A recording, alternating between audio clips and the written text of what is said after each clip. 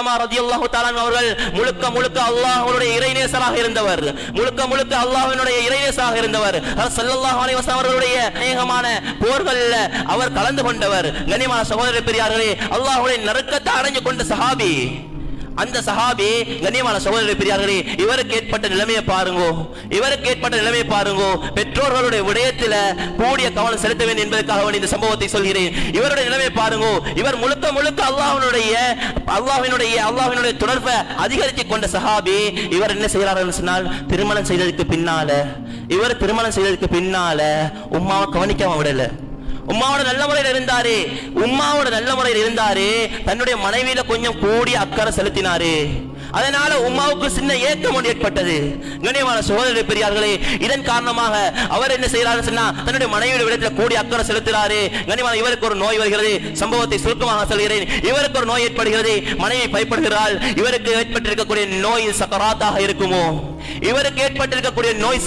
இருக்குமோ, என்பதாக அந்த மனைவி பயப்படுகிறாள். மனைவி என்ன செய்கிறாள், ஓடோடி போறாங்க ஸல்லல்லாஹு அலைஹி வஸல்லம் அவர்களிடத்தில் ஓடி போயிட்டு விஷயத்தை சொல்கிறாள்.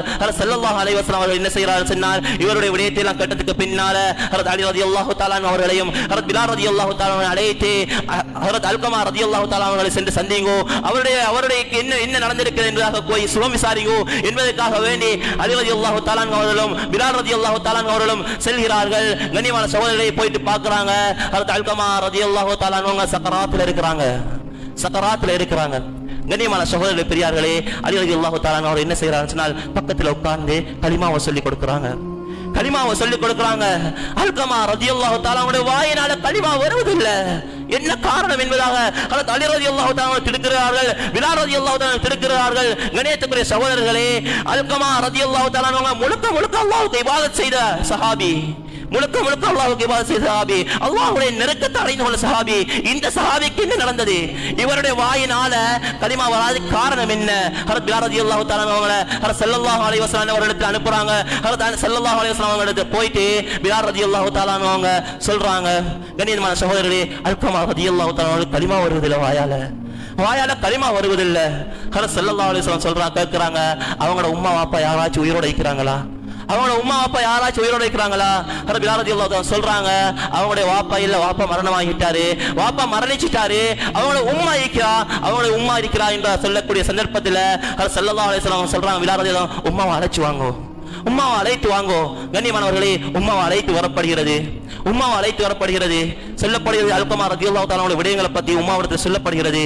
அந்த உம்மா கேட்டா என்ன தெரியுமா, எவ்வாறு அவருடைய வாயினால கலிமா வாரது? ஏண்ட மனசை நோவடிச்சவருக்கு எவ்வாறு வாயினால கலிமா வாரது? கண்ணியமான சகோதரர்களே பெரியார்களே, ஸல்லல்லாஹு அலைஹி வஸல்லம் அவங்க சிபாரிசு செய்றாங்க. கண்ணியமானவர்களே, எந்த அளவுக்கு ஸல்லல்லாஹு அலைஹி சொல்றாங்க, இவருக்கு நீங்க மன்னிச்சிக்கிட்டீங்கன்னு சொன்னா அவருடைய வாயினால கலிமா வரும், அவர் சுவர்க்கத்துக்கு நுழைஞ்சிடுவாரு. கண்ணியமான சகோதர பெரியார்களே, அந்த பெண்மணி அந்த அல்கமா ரலியல்லாஹு தஆலா மன்னிக்க மறுக்கிறாள். ஹஜ்ரத் ஸல்லல்லாஹு அலைஹி வஸல்லம் சொன்னாங்க, நெருப்பு கிழங்கு கொண்டு ஏற்பாடு செய்யுங்க. அல்கமா ரலியல்லாஹு தஆலா அவங்களை இறைத்து விடுவோம் என்பதற்காக வேண்டி அந்த நேரத்தில் அந்த தாயினுடைய உள்ளத்தை பாருங்க. அந்த தாய் அந்த நேரத்தில் மன்னித்து, ஏண்ட மகனை நான் மன்னித்துக் கொள்கிறேன். கண்ணியமான சகோதரர், அதுக்கு பின்னால் அல்கமா ரலியல்லாஹு தஆலா அவர்கள் கலிமா சொல்லி வஃபாத்தாகிறார்கள்.